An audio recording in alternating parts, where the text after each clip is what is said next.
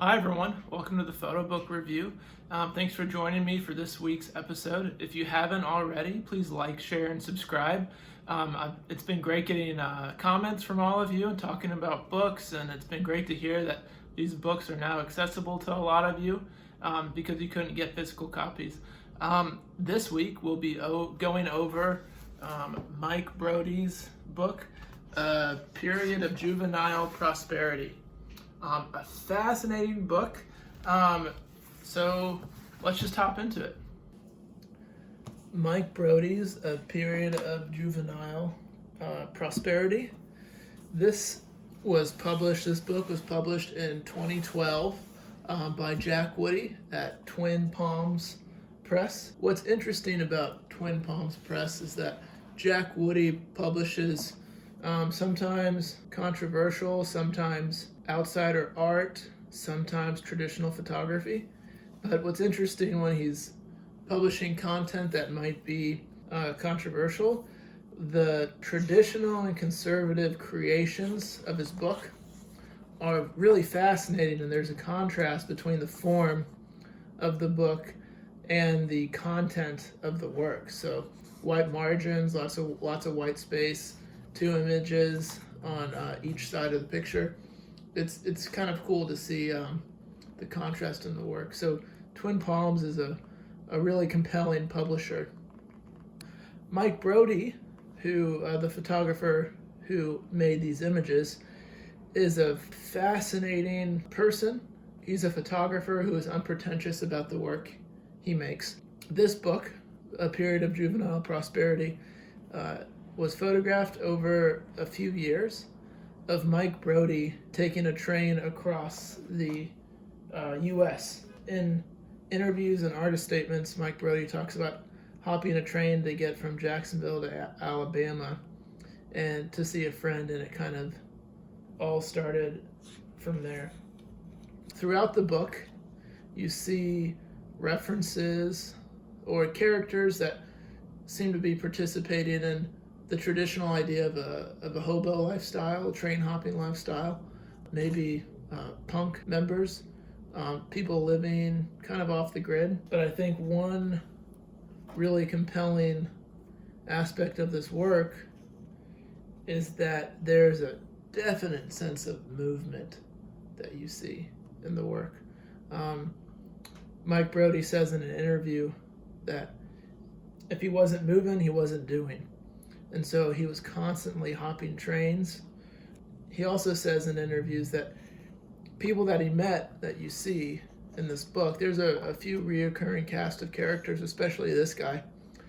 Mike Brody wasn't too interested in the communal aspects of being a train hopper or a hobo, because this is what gets to what makes Mike Brody fascinating. He was interested in riding trains and not necessarily escaping something, and not about making pictures of the experience. And he wanted to be isolated and independent. And so he never spent more than 2 or 3 days with a group of people, because he had trains to ride and he had charts and maps that he was following, even specific train models or routes that Mike Brody wanted to ride. Interestingly, after this book, Mike Brody actually becomes a diesel mechanic.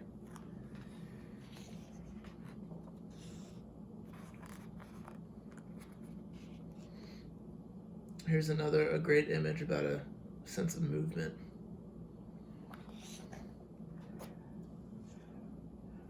Brody also talks about, it's surprising to hear this because the photographs themselves are so compelling. He talks about photographing wasn't necessarily a natural thing for him to do while hopping trains and meeting people. That oftentimes it wasn't the best way to meet someone, or kind of prevented, or it created a barrier between him and people. But then oftentimes he would find these candid moments, these scenes that unfold before him. A great picture of this example these scenes would unfold before him, and he would just put the camera right up to his eye and make the picture. All these photographs are made with a 35 millimeter camera, and it's Kodak film, he mentions. Previously, in interviews and Mike Brodie talking about his biography, he learned photography composition from National Geographic. And some of his earliest experimentation, or really playing with pictures, was with Polaroid film. And he talks about how rigid and slow composing photographs was with Polaroid film, because you would $10 for a box of film, you wanted to make sure things count. And he talks about how it taught him to slow down and make pictures. And the opposite side of the coin, he liked how the 35 millimeter film camera allowed him to make pictures like this. That a moment in passing is occurring, these people passing a can or back and forth, maybe beans or something,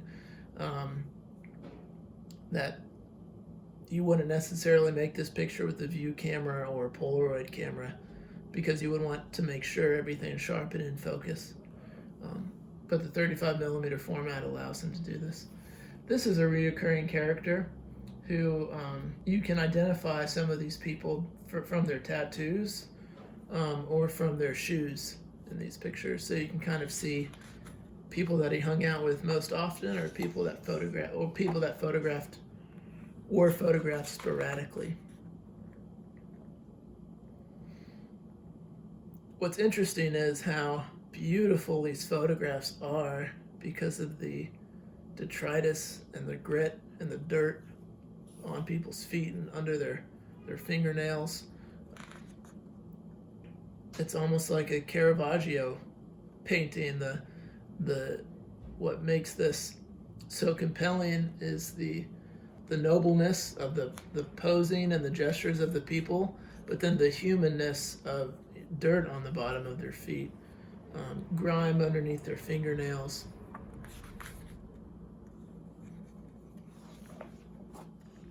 There's a reoccurring theme of people sleeping. He seems to take a lot of really interesting photographs of his fellow train hoppers falling asleep.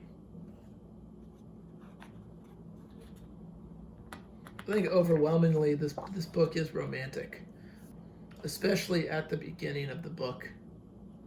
You see, it just makes you kind of miss being a kid when you didn't have anything to do that day and you would just hang out and find things to do with your friends. Here we have two boys looking over maps, maybe to see where they're going. But I think what's interesting about train hopping, it kind of goes along with the idea of youth counterculture, kind of shirking responsibilities, is you can hop on a train and it takes you somewhere. If you're Brody, you're very concerned about where it takes you because you want to hit specific routes. But for most people, they're hopping on a train because it's taking them somewhere and they don't have to worry about the details.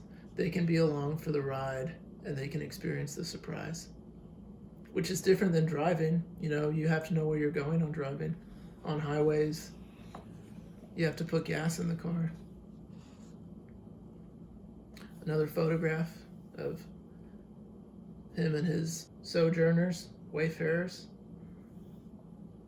This is coal. So oftentimes they're sleeping in these train cars that have cargo in them. So we have two figures sleeping here and one. There's an image we went back for. I love these appendages that are snuck into a picture, like that foot, or cropped out of a picture, like this head. But this is just how Brody describes making a picture. You see his hand here and his feet here, and he's just brought the camera up to his face to compose that image. This seems to be one of his more popular ones. There's a consistent theme of people leaving their mark on the train cars. a lot of graffiti getting written inside with chalk, so there's some idea of preparation. People know that that there are tools to write on these iron or steel train cars. This book has such universal human characteristics, or themes rather, that Brody is photographing: rest and weariness, desire to express or leave a mark.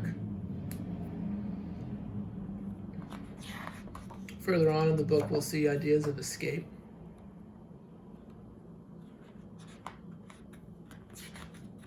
These are two characters he starts out with and seems to follow.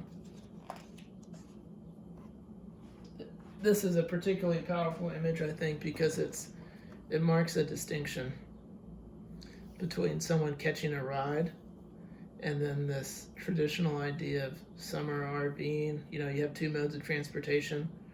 One is kind of countercultural, and then a highway, especially with campers and RVs, very traditional.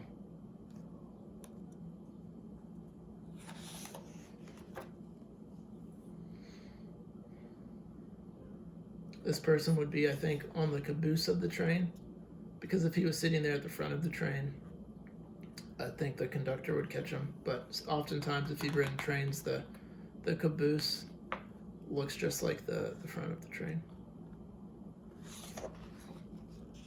Again, kind of a really compelling photograph of someone sleeping. Just imagine the views that you would be able to have. That would be entertainment in itself, to cross the country and see these beautiful views.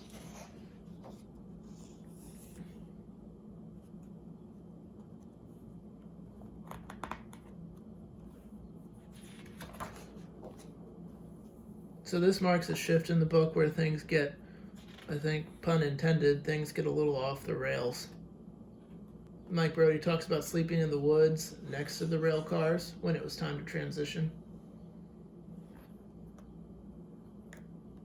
I remember hearing a classic scholar talk about the Odyssey, how the Odyssey is fundamentally a comedy because it deals with a positive story in the end, because Odysseus makes it back home, but it's a human story and it's a comedy because people are eating in the Odyssey, people are sleeping, people are singing.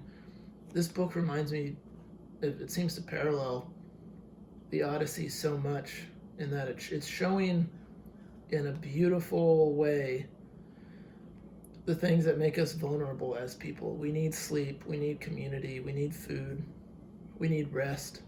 We need escape.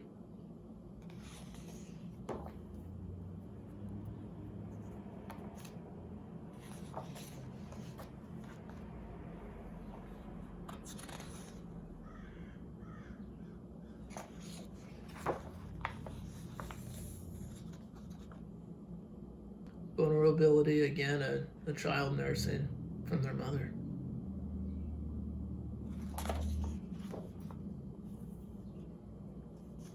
This picture to me is kind of the smugness of youth.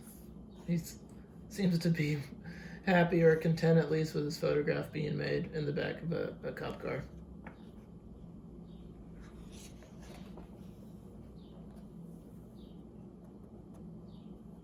Pair of jeans soaking.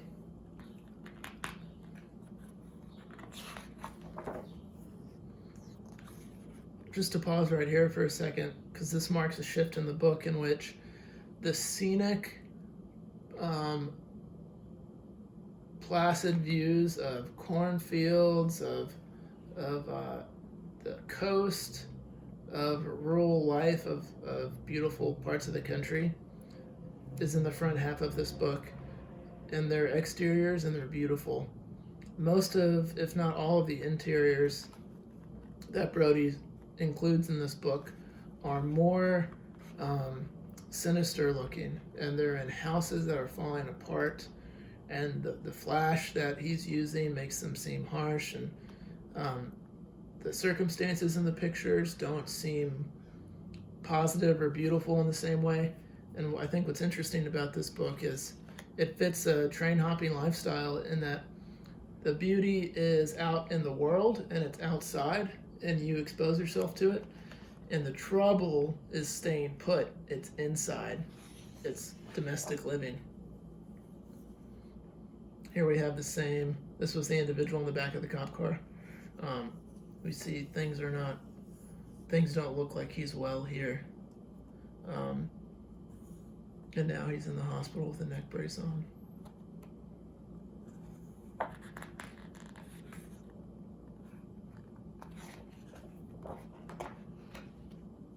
And this is an important transition, I think, because it kind of lets you know what's going on. And this woman here is, you can see the CO2 cartridges below her, and the aerosol container. She's doing whippets. Whippets offer a very quick, very strong high, which makes them even more dangerous because you can very quickly get to that place, but it requires that you do more and more and more whippets. And huffing can lead to seizures, and it maybe is what's going on here. That gaze that she has, just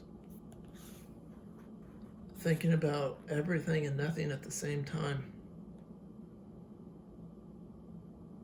It looks serene and kind of unnerving all at once. This is such a striking picture to me because I can't figure it out. I can't figure out where that is, what's going on. Looks like it's under a porch. Why is it flooded?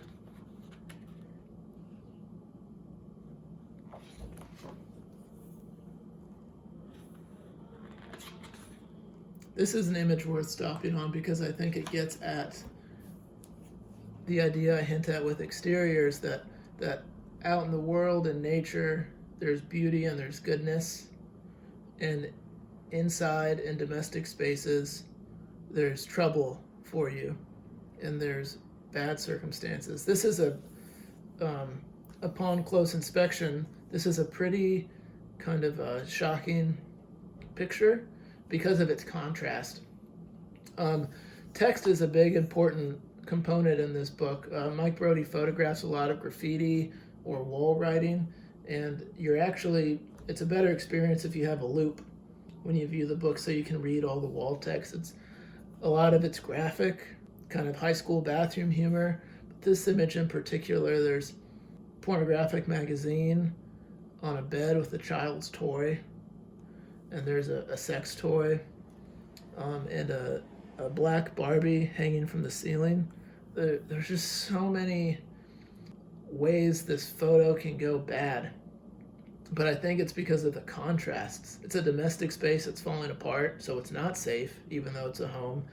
A child's toy next to violence and next to sexual predation.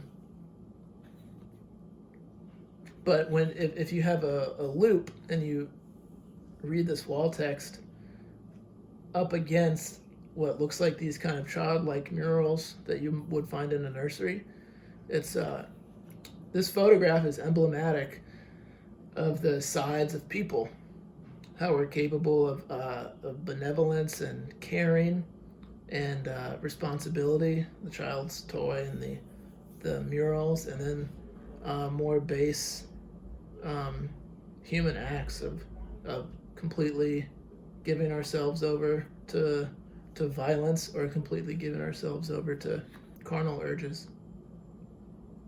But it's such a powerful picture. It's both sides.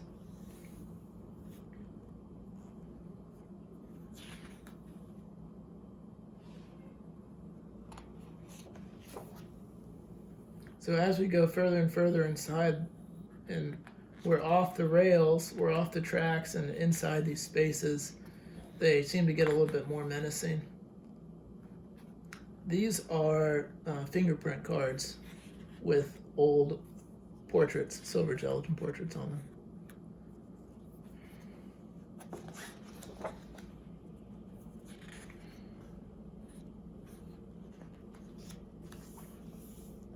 This is a possum. It's about to be butchered and eaten, I imagine.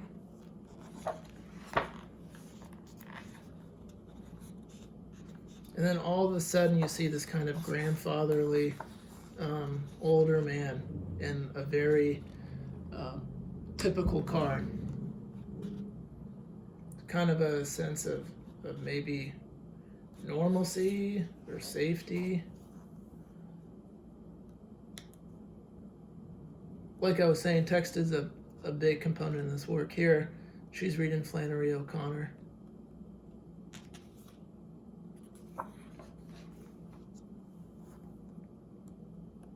It's presumably a father and son, or maybe a grandfather or an uncle. A lot of knuckle tattoos in this book. Here, this man has "Get Her Done," and then Leadville Jail.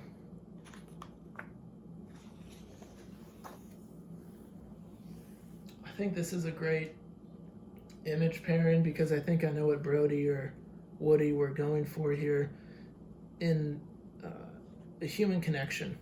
And so in this image on the left, two people finding comfort in physical touch and being close to each other. Vulnerable, you're sleeping next to each other. They're in contact, kind of hinting at the idea that we need each other in one sense here, and then need each other in another sense in this picture. We have a man who looks like he's being stitched up or patched up, some kind of accident. There's blood everywhere, but hands are crucial in both of these pictures. But this book kind of has an irony to it in that you might train hop to get away, but there's certain aspects of living that you can't get away from. We are dependent on one another. We need each other to survive, either emotionally or physically. It's another really compelling photograph of a bunch of graffiti.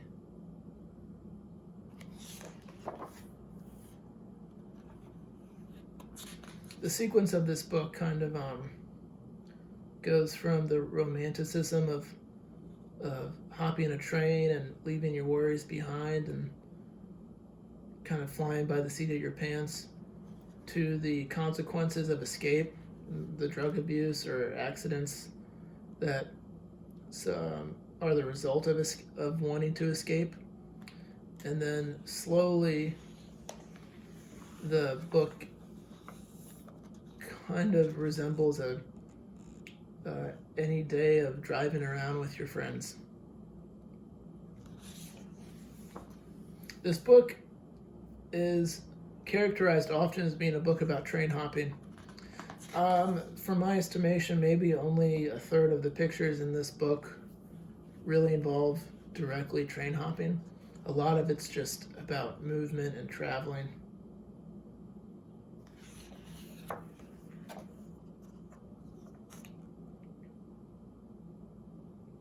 Another photograph of someone sleeping. And some edema in the hands.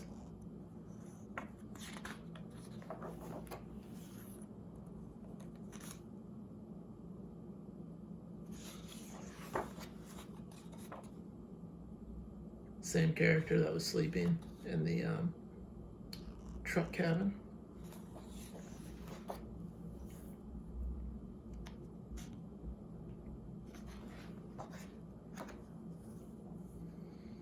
This book just makes you want to head out on the road. Get moving so you can get to doing, as Mike Brody would say. So that's the complete sequence, photographic sequence of the book. I want to stop here, not to read the artist statement at the end completely, but to note something, that this artist statement is really Brody's biography, and it talks about, or it starts with his birth in Mesa, Arizona, and a really troubled, maybe not troubled, well, troubled, but turbulent kind of upbringing, full of experiences, good and bad, and indifferent. And then maybe the last paragraph here gets to the work and talk about how a friend of his introduced him to Paul Sheik, and then Paul Sheik introduced the work to Jack Woody, who published the work. It's a really refreshing, poetic, and unpretentious artist statement. And I think it's a great example if you're if you're curious about writing them yourself, or you want to see different forms of an artist statement. But it's a very transparent artist statement. And then just a typical kind of ending note. So some big themes in this book: escapism, vulnerability, the struggles of humanity that we all share in. We need each other, we need rest, we need to feel at home, we need to feel safe. What are some observations that you found in this book that I didn't address in the video? Something that I really love about Mike Brodie's work is how approachable this book is. There's no pretense. He made a compelling body of work based on a totally separate interest, riding trains. And everything about this book is accessible, and a lot of it's relatable. So yeah, share your thoughts down below in the comment section.